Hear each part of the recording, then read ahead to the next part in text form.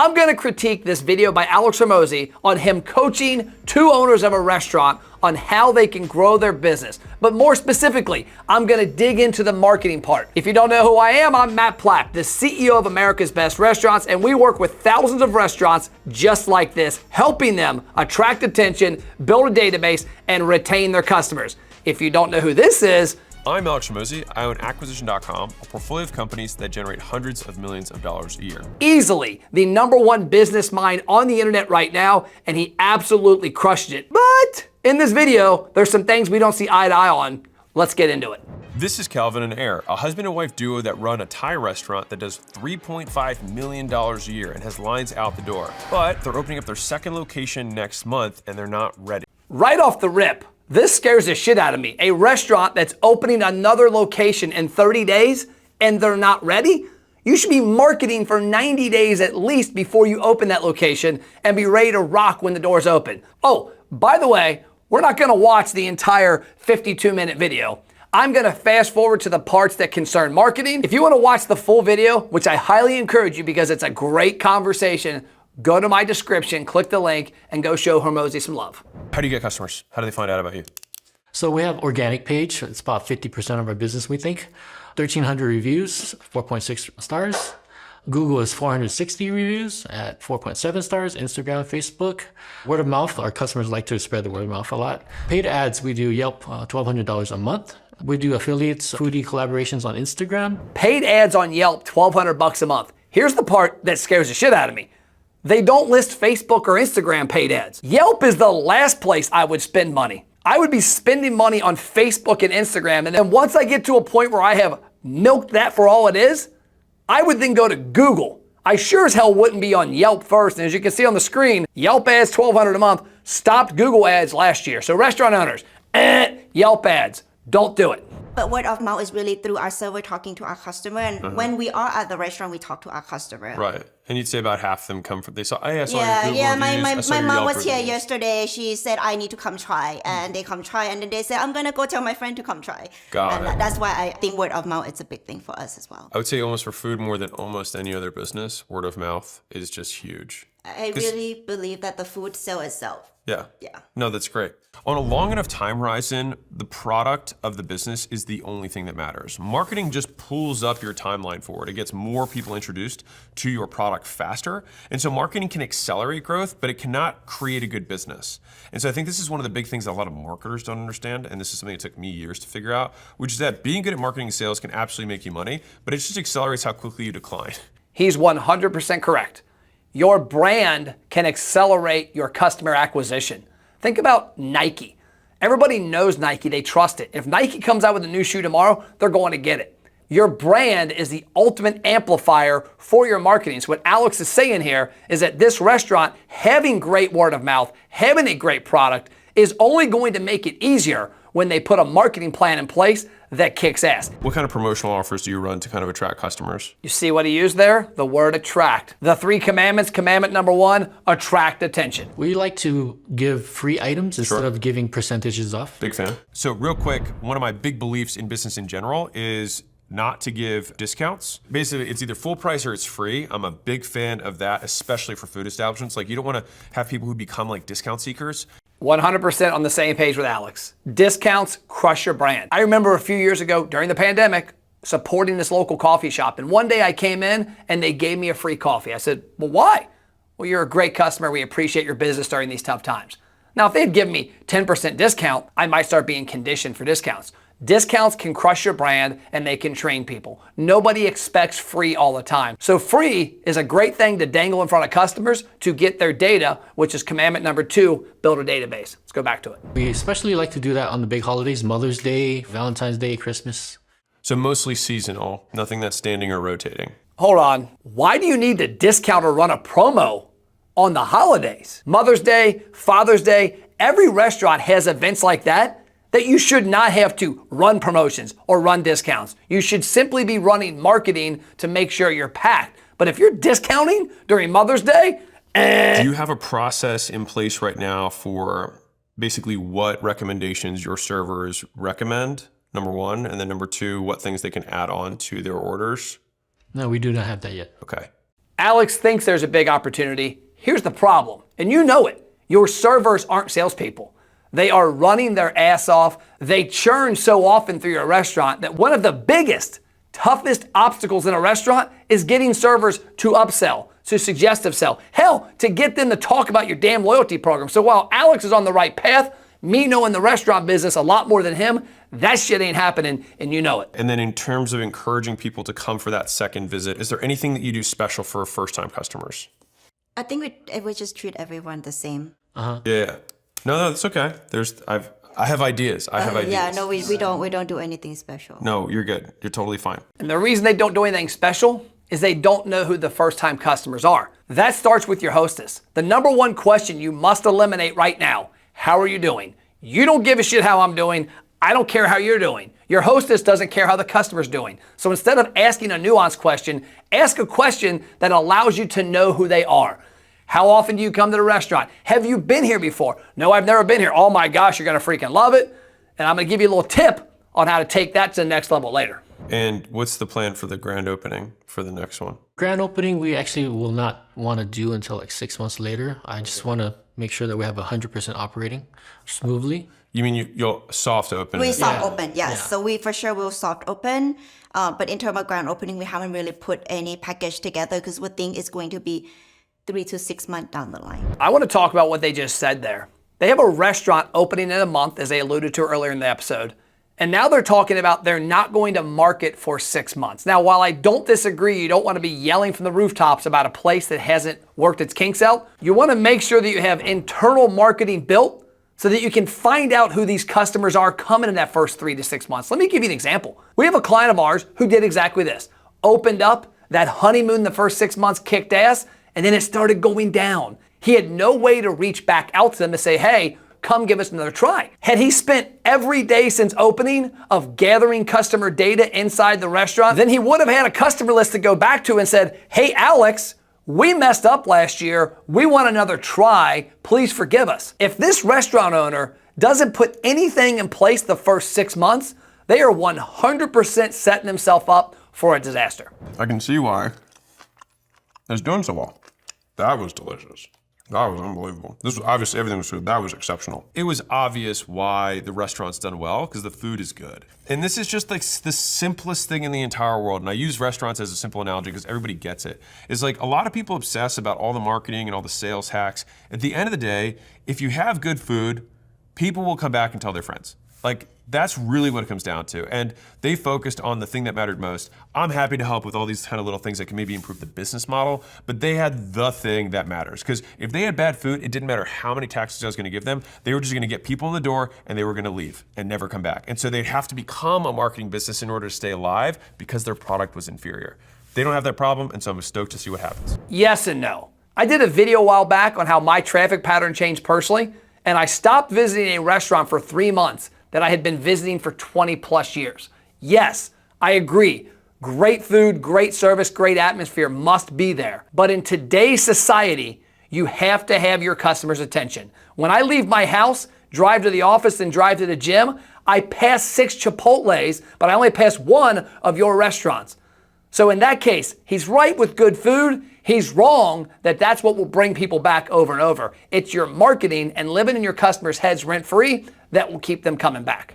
So let's talk about getting people to come back, right? Commandment number 3, R, retention. Let's see what he has to say. So we want to have a way to identify who the new customers are. Like, hey, it's your first time dining with us, right?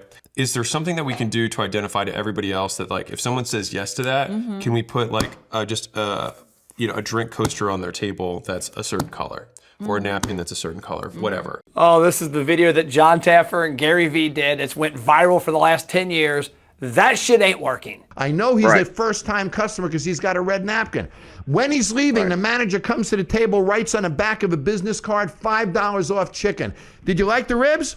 Loved them. You gotta try my chicken. Come in for the chicken. Now I'm prompting a second visit. Yes, it's a novel idea that somebody who walks in that tells your server, your hostess, they've never been there before, that you might set down a red napkin or an orange or a blue. You tell me, knowing your restaurant, are your servers doing that? The answer is no. You've got to have a digital way to find out who these customers are that are sitting in your restaurant so future visits can be optimized. But the reason it's so important is because then the whole staff knows, hey, these are first timers, right? And so obviously you want to give everyone a great experience. But just knowing it's someone's first time helps, Yes. right? It cracks me up to think about the restaurants I've been at, other people looking. Like they're barely filling your water, cleaning your table off. They sure as hell are fucking going, oh man, orange napkin. Hey, how are you? Great to have you here. And so one is identify first timers, and B, I would give them some sort of surprise free thing at the end since it's their first time. So that's if they have a dessert or something like that, whatever the cheapest dessert is. Yeah, something that would be, but people remember things, something called peak end bias. And so people remember things, two key moments of every experience. They remember the peak emotional experience and they remember how things ended. Yeah. And so if we can just really make that ending really nice, I think that would be something like surprise dessert for first timers. And I like that, but I think you can do that digitally. Not think, I know. We've had clients of ours that in the conversation with their customers at tables are identifying a way to get them back. Hey, I noticed your first time you've ever been here. Scan this QR code so that for your next visit, you're going to get a free dessert. You're going to get a free pizza. You're going to get a free steak. But you want to have a delay on that opt-in. You want to have it when they scan the code that it comes like 4 hours later, because if they scan it and get it right away, you're now giving away profit that you already had. And what I would want to do is then give coupon of some sort. And the way that you can do this if you want to do it classy is that you have the manager put their card and then write free dessert on the back and then hand it to them. Okay? It's way better than a coupon, right? Because then it feels like it's a personalized gift, right? And so you say, hey, next time you come in, just bring this and I'll have another dessert for you in the house. And so now it's like we're creating that loop. We want to bring them back in. Does that make sense? Does that feel okay? Yep. All right. He's 100% right on giving an offer for the next visit. It ain't happening on a business card. It needs to happen digitally. You need to know that this customer came to your restaurant and you gave them a promotion. You need to know it digitally so that you can follow up with them with email and text reminders. You can make sure they come back. And then when they come back and use that promotion, your marketing system you're using, like we have with driver acquisition and driver loyalty, knows that they came back. So this is for first timers, okay? For existing customers, I think you can offer the free dessert in exchange for reviews. Now, I know you guys do something like that now, correct? We have Sometimes. done, yeah, we have done it. We've done it before. I hate the word sometimes. David Scott Peters, the genius in operating a restaurant, will tell you sometimes doesn't work. Your employees wash their hands every time. They should be doing every step of whatever is inside your restaurant every time. Sometimes needs to stop. I'm a huge fan of the free drink / free dessert for review. And the time that I found it to be most effective is really at point of sale. So basically when they get the check, hey, if you guys want, I can take care of one of the drinks. If you're just willing to leave us a review, it would mean the world to us. We're a small family-owned business. And if they do that, then you say, cool, let me take the check back. I'll take it off and I'll come back with it. And so then it's like, great, every one of these, and it's at the point of sale. So you want to give the discount now. The whole idea of like, if you leave a review, next time you'll get, it's like, no one cares. I don't hate it, but I know it's not going to happen. And I also wonder, okay, how many free drinks are you giving away? A review should be pretty simple to get. And the best way to get it is typically digitally, because in this case, most customers, if they've had a bad experience, aren't going to be honest with you. We see it all the time in the restaurant business, and you see it. Somebody that you think had a great experience, but then goes home and blasts you online. So getting that review at the table is much harder than it seems, especially when you do it sometimes. Also, it's a lot easier to give them a code to scan. So when they're leaving, hey, if you had an amazing experience, we would really appreciate it if you scanned this code and left us a review. You want it going to a landing page, and you want to ask them 3 simple questions about their visit. So that way you can gate what happens. If they give you a 2-star on your internal system, you don't want to send them to Google. You want to send them to a manager and call and have a conversation. If they give you a 5-star in that mechanism, yes, send them to Google and get that review. Give them one choice, the one place you want the most review traffic, and you can switch that every few months. The second version of this is when the check gets delivered, the manager comes after when it's sitting there or whatever before it gets scooped up and says, hey, by the way, your server's name was Judy, and just, Judy gets a small bonus if she gets over, 10 5-star reviews in a month.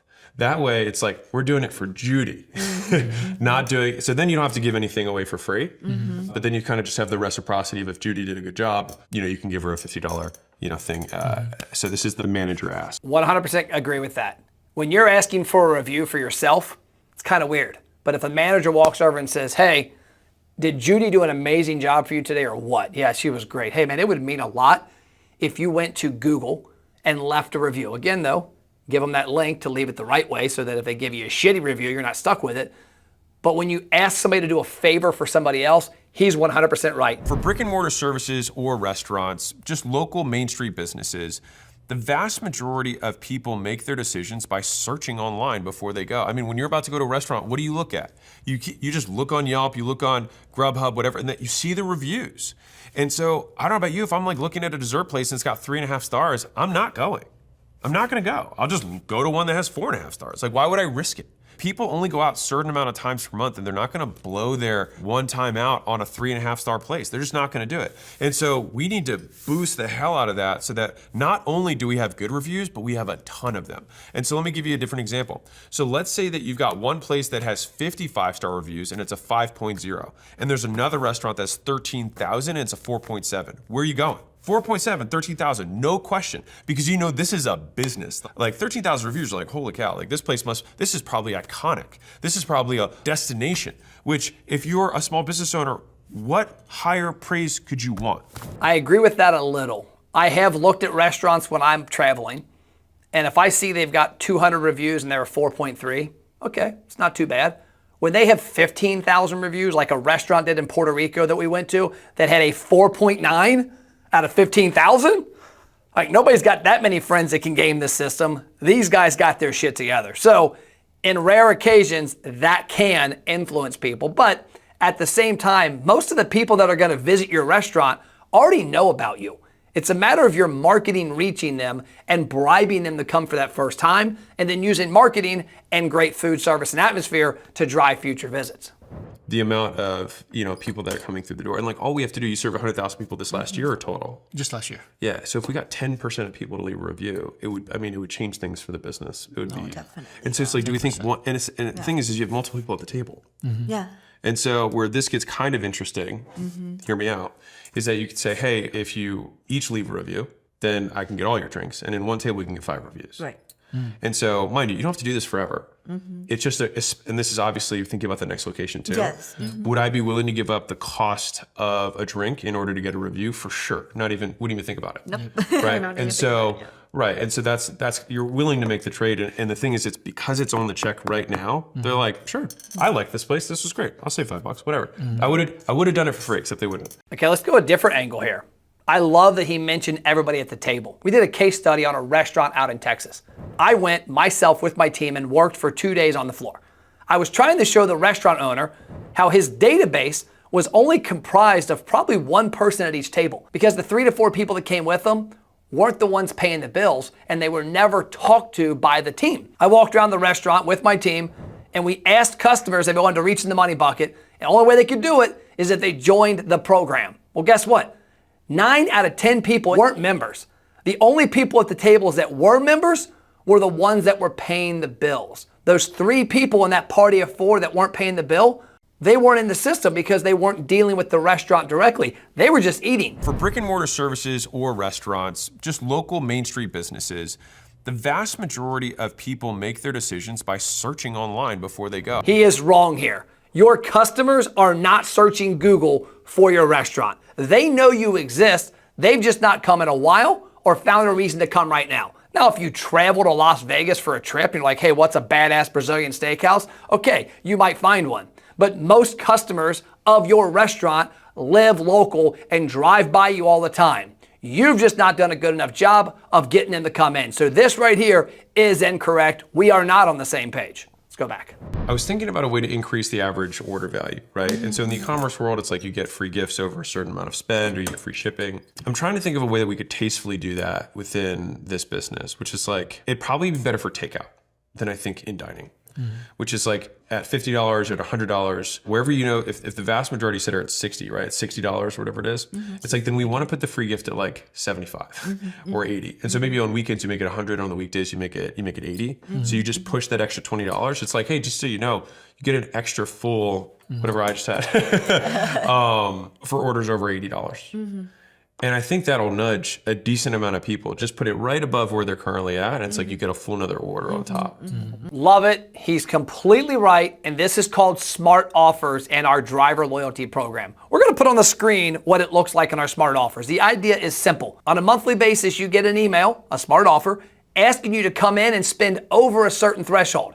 If you're spending $40 every time you come, we're going to ask you to spend $55. Why? To get double points. Not an offer, not a coupon, not a discount, to get double points. It gamifies your customers, getting them to spend more money. What happens is it's not only a pattern interrupt, but you introduce something new. Think about it. The restaurants you personally go to, you probably spend the same amount on the same stuff every time. If you came in the next time and you had to spend $10 more, you're searching for a new menu item. A dessert and an appetizer are where most people land.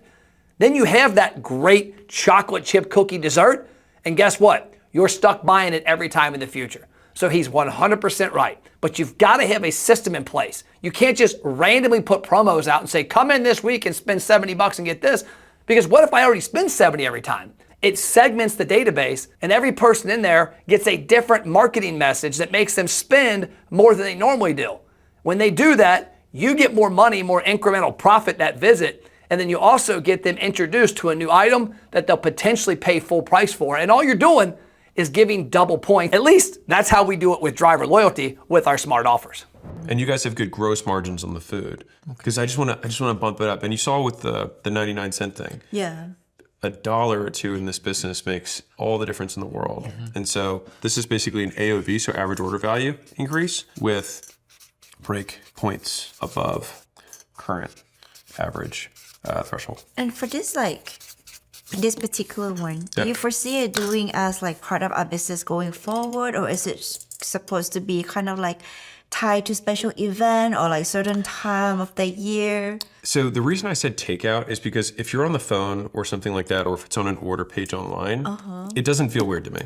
Like, because we have to think about obviously the servers, right? Like they can only remember so many things. Yeah, this is actually a lot of information too. Oh, sure, yeah. But It's the first time he's brought that up, because to this point, the server's got to remember what napkin. They got to look at other tables, see what napkins they got. They got to ask them for a review in exchange for a free drink. And now he's taking some stuff off their plate. But you've got to digitize this. Your customers have to be inside of a loyalty or marketing program that does this automatically. Your servers will not upsell. Your servers will not get people to spend more money. And honestly, takeout and delivery for a restaurant like this is going to be so small compared to what happens inside the four walls. they're going to come in. Are you new? Yes. Great. Cool. So they know if they're new or not. Yeah. Then they're going to say, can I tell you about the drink special? Yes. Then they walk them through the drink special, and then we get way more people to do it. Mm-hmm. People are also going to ask questions because it says it pairs well with. You're right. Right. And so a lot of people are going to ask questions about that, and then you're going to get more upsells, which they're going to want because their tips are going to go up. So they're going to want to sell the offer. Yes. Right. So they have an incentive to learn that stuff. And then basically from that point, there's really nothing different except at the very end, they're going to do this. So there's not a huge amount that we just have to know, are they a first-time customer? Mm-hmm. We're going to make sure we do the drink special. Mm-hmm. And then at the end, we're doing this. 3 things. 3 things. Attract, build, retain. Attract attention for people that should be eating at your restaurant or already are with a very high value offer. Scan this for your next visit and you'll get a free steak. Build a database so that you can use that database to upsell them down the road and increase your average spend. And then last but not least, use your emails based on people who visited yesterday to get a review. Find out if their visit was great. If it was, ask them for a Google review. If it wasn't, have your manager handle it. All of these have to happen digitally. The napkin shit ain't working.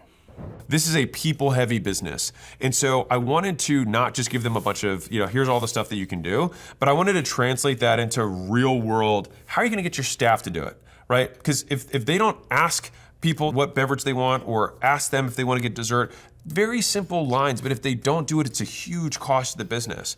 And so we had to make sure that they went home with clear items of like, this is how I'm gonna train the staff, and make sure that they do this every time. 100% agree, they have to do it every time. Your staff is capable of doing a lot of special things. David Scott Peters talks about this with checklists and systems in place. I'm gonna give you a quick example though of how selling the product correctly can really help your margins and your reviews. I talked to a sandwich shop in Boston a few years ago, and the guy was telling me about how his team upsells their sandwiches. They all come very basic, and then most of them get 3 to 5 things added on top of it. He found that when his team upsells the sandwiches by asking questions like, what do you want on your sandwich? Are you a spicy person? Are you not? Do you like sweet? Do you like savory? They build their own sandwich and they have a much better experience. And guess what? When they have a better experience, they're more likely to give you positive reviews online. He told me that not only did his profits go up because they're adding $2 or $3 to a sandwich, but the customer's enjoyment of that meal went up. So they got return visits and they got better reviews. I think we could change this coupon card to sign up for our loyalty program. You get free mango sticky rice on your next visit. Oh, but you said you like the physical card. I like the physical card a ton. And if you're like, hey, if you're worried about losing this, just take a picture of it and just show it to me on your phone when you come back. So I'm gonna take a picture of this free dessert and show it every damn time I come back. The idea of marketing, especially like in this loyalty situation, is to not give me free shit all the time. If I can pull up with my phone, I got a free dessert the next 52 weeks. But if I come in one time with my digital promotion, I get it one time. And then hopefully I pay full price in the future. That's how you increase your average check. And that guy's right. You need to be talking to your customers at the table and finding a way to get them to join your loyalty program or rewards program. And in the future, I'm gonna talk about the difference between the two. That way that people can bring up, and what if they share it and people who came got the picture of the back of the card? Like, so they brought new customers in. Like, oh no. Right, so it's okay. So you can have them take the picture of it and be like, hey, if you feel like you're gonna wash your jeans and it's gonna get, torn to shreds, you can take a picture of it too, and that way you have it. Okay, it's a little thing. What if you have a refer a friend on your loyalty program like we do in Driver, and they send it to their friend, and the customer gets points for their friend joining, and then they both get a digital offer. Now you know their name, their email, their phone number, their birthday, and you know when they came in or didn't come in. That's what you gotta do. The only reason I hesitate with the loyalty thing is just like, how many people are actually part of loyalty programs for restaurants? Restaurants, I'm not sure, but cafes, it's normal. I'm sure it's like 10 to 20%. So if you've got 10 customers coming in your restaurant, 1 to 2 of them are potential loyalty customers. Now those people do make up a larger part of your sales, but loyalty does not apply to the majority of your customers, which is why we preach you have to have a rewards program and a loyalty program. Our driver acquisition program is all about rewards. Our driver loyalty is all about loyalty. You've got to have something for both customers. So he is right there, and that loyalty does not apply to enough people. So I think you'd have to sell me on the benefit of the loyalty program, and I probably would even. I just hate all I think of when I think loyalty program is someone's just going to spam text me all the time. And that's why a lot of your customers don't join. Is too many of you use your email and your text programs to spam the shit out of people. So Alex is spot on there. But loyalty also comes down to the fact that most of your customers aren't loyal. They come every once in a while, or they just came for the first time. You've got to have programs in place to market to all fractions of your customers, new, frequent, and lost. Get somebody in your restaurant for the first time, get your best customers back more often, and then find the people who stop coming. You have to have systems like a loyalty program, but then you also have to have other means to get them back, which is what we call our driver acquisition program. I am split on loyalty programs in general. Main reason, the food is the loyalty program. But for them, I was just thinking through, okay, well, if this clearly meant a lot to them because they brought it up a couple times, and so I wanted to give them something. If I were to do it, this is how I'd approach it. And these are just based on things that I've seen work across industries. So running starts, which is where you have, let's say you have 10 punches. If you give people 2 or 3 punches on their first go, they feel like they got free stuff. But it's really like you just make the amount of punches that you need to do free, and you just give them the head start ahead of time. Alex is spot on there. That head start is huge. We found in driver loyalty, giving people points when they start so they can see the finish line. If you say, hey, you've got 10 visits to go and you've got 1 visit, 9 visits, I'm gonna come back in 3 months and maybe get a free sandwich. But if you say you have 100 points to get your first reward and you're at 50 points, Now people see that 1 to 2 visits gets them to that bonus, and then you can go from there. Head starts are huge, and I 100% agree. Okay, there we go. Like I said, we didn't watch half of it. I highly encourage you, go to Hormozi's channel, subscribe to him on all the socials, Facebook and Instagram, TikTok, LinkedIn, YouTube, but watch his long form videos on YouTube. They're gold. In this case, he's a business consultant that doesn't specialize in restaurants, so he's not used to the headaches that we have to deal with regards to getting employees to do these things. So I hope you found some value there. Stay tuned in the future. We're going to do more videos reviewing things like this so you can see what we think of the advice that's out on the internet. I'll see you next video.